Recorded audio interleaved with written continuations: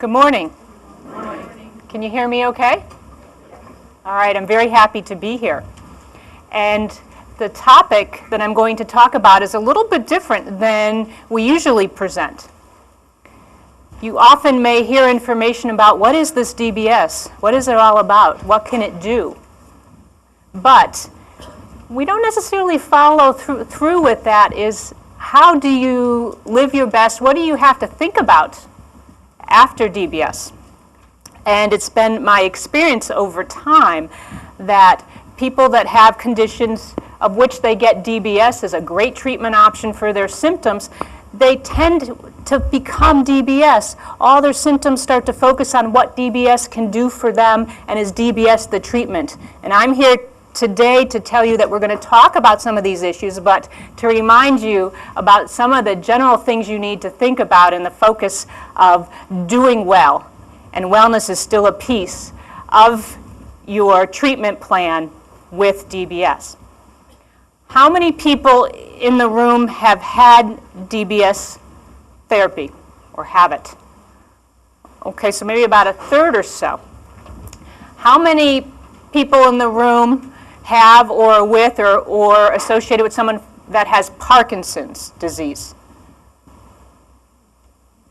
How many tremor? Essential tremor or other forms of tremor? And then how many dystonia as a primary symptom or syndrome outside of Parkinson's?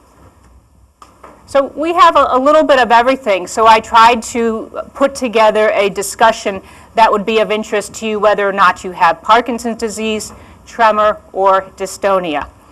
So the topic of my lecture is life after deep brain stimulation. So we'll talk a little bit about living with DBS hardware. What are some of the long-term management issues that you need to be aware of? What are some of the observations that we've made in taking care of people with Parkinson's, dystonia, and tremor that have DBS? Some of the adjustments that maybe are unforeseen that need to be reviewed and understood. And you may have a condition such as Parkinson's that may change. What does it mean when the symptoms change to you? What do we have to look for? What do we do about it? And then still pay attention to issues related to doing your best with Parkinson's, with tremor, and with dystonia. You know, DBS sometimes is such a dramatic treatment.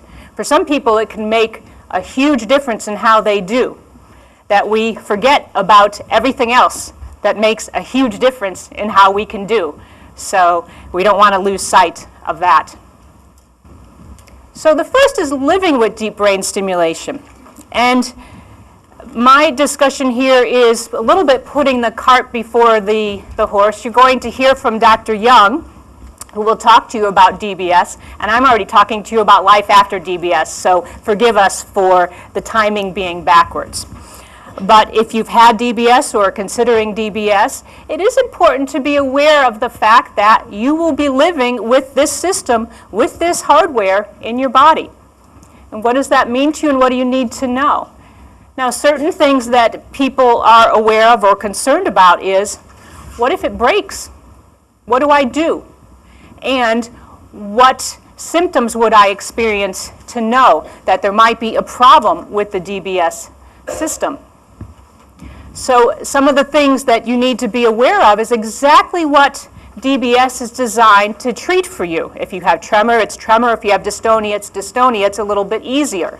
But if you have Parkinson's disease, what are all of the symptoms that DBS is targeting? And that's important because if you're noticing a return of your symptoms, could it be from a change in the DBS system, a malfunction, a breakage, a short circuit in the DBS system? Now, some things you're going to notice quite dramatically and quite quickly. For instance, if you have Parkinson's tremor and there was a problem with the hardware, the tremor comes back and comes back right away, pretty quickly. But other symptoms might be more gradual. There are situations where the hardware you might have a little bit of fluctuation in your symptoms. Maybe it's turning on, maybe it's turning off, or maybe there is some other problem with the wires and your symptoms may go up and down. You might have those fluctuations. So I'm going to return back to this, especially for Parkinson's, because one of the biggest questions we get over time with people that have DBS is, when is it my Parkinson's changing and progressing? So as a progressive condition, it still does change, unfortunately, over time.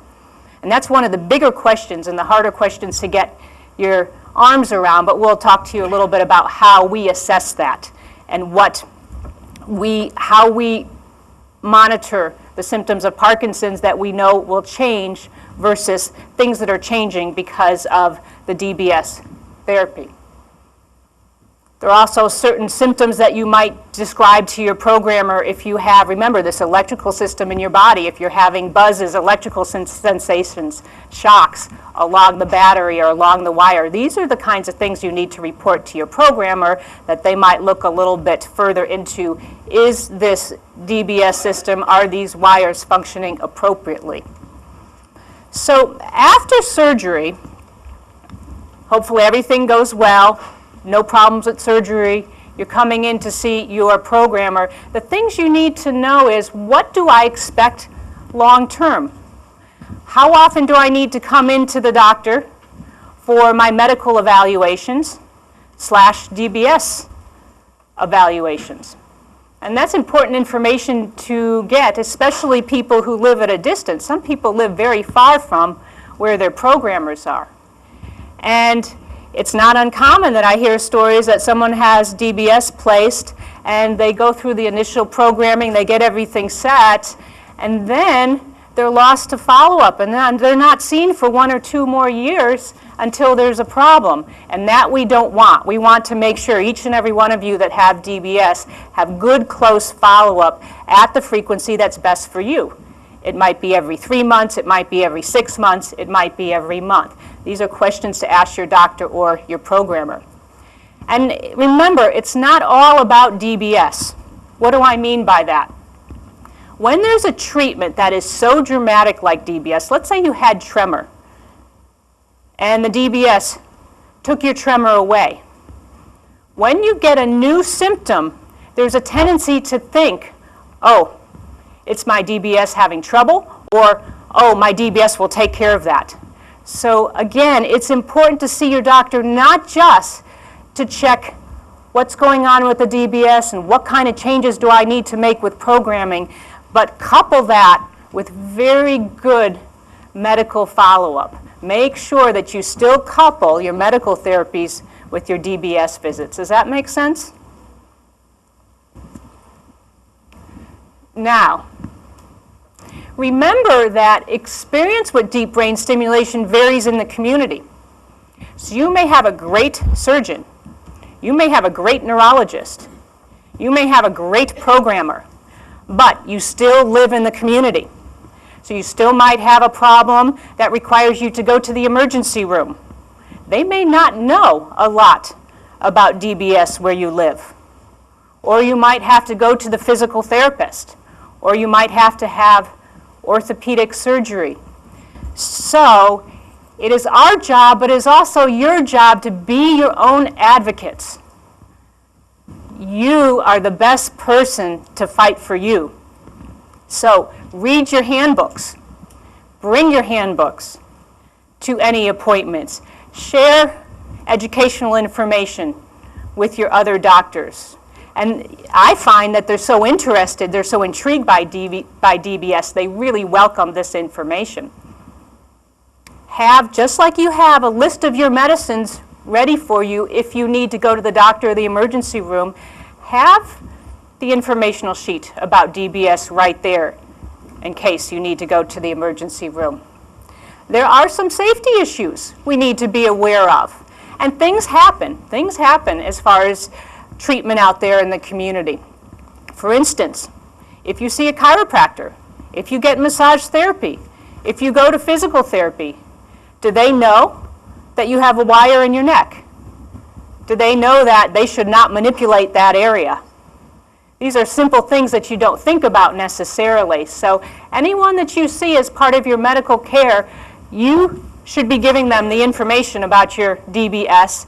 And with that, you will meet the Medtronic technical support people today. Fortunately, Medtronic, which is the company that makes the DBS implants, they have a nice support, 24, I believe, is it 24/7? Am I correct? 24/7, around the clock, technical support for patients, providers, professionals to call and ask questions. But I'm just throwing these things up. These are the kinds of things that, the questions that are asked of us. You know, chiropractic manipulation. Would you want manipulation on your neck when there's this very pliable wire that can break? My answer is no. Massage therapy, spinal traction, traction of the neck. You really want to be careful. Acupuncture. We had a patient that had acupuncture, and we were a little concerned, and he said, oh, don't worry, they stayed away from the wire in the neck, but then they put the needles all over the head. Those wires are coiled up there. So these are things you need to be aware of, and ask your programmer, ask technical support, or talk to the acupuncture. Anybody that you're seeing for your health care, talk to them about your DBS. Big question that can come up sometimes is mammography. Women that need mammography for screening or follow-up of breast cancer. And they have the batteries there. What are some of the issues? Those are things that would need to be discussed. Sometimes they need breast MRIs instead of mammography. We come up sometimes with issues with skin biopsy, skin cancer. Not uncommon, especially as we age. And oftentimes there's a lot of need to biopsy things around the scalp. And what we don't want to do is biopsy something and also nick the wires that come down in this direction. So these are just the examples of things that you need to also be your own advocate every time you go, I have DBS, this is what it is, this is what it looks like. And to help you out, we are putting together a wellness website. This is something I'm doing with the Northwest Parkinson's Foundation. And this wellness website has non-medical information, so not about medicines, about doing your best with Parkinson's. And I talked to Sierra, wherever she is, about putting a module together as to living well with DBS. And you have this information in your packet. We will have these kinds of practical advice for you going into the future, so you'll have that on the website. So also you want to know, if you're living with DBS in your body, what happens if there's a problem with it? What do I do? You'd rather have the answers to these questions beforehand rather than when it's a problem, right? So you know what to do. Because what if, for instance, I fell and I damaged the wire? What if, for whatever reason, this should not happen, but what if, for whatever reason, the battery ran out and the battery drained faster than we thought, or maybe you haven't seen a doctor for a while, and over time, the battery stopped working. So is it an emergency? And the answer is sometimes it is, sometimes it isn't, and it depends what your symptoms are. If you have, for instance, severe dystonia, which is a very painful contraction, it might lead to twisting or bending or turning of your neck or your arm or your joints, that might be more of a concern to have that treated quickly than if you had simply tremor, right? Tremor is not something you want to experience, but it may not be as discomforting, as life-threatening as a severe muscular contraction and spasm. So it really depends what your symptoms are with DBS and what DBS is designed to treat. It gets a little bit more complicated with Parkinson's, because DBS in Parkinson's is designed to increase the on time that the medicine is working, reduce the off time, and reduce the extra movement or dyskinesia. So if your DBS were to stop working and all of a sudden your on time decreased, you need to know what to do with that. Do you have medicines that will help you through that time before you can get it fixed? So these are the discussions to have on an individual basis. If it stops working, what am I worried about, and what is the next step?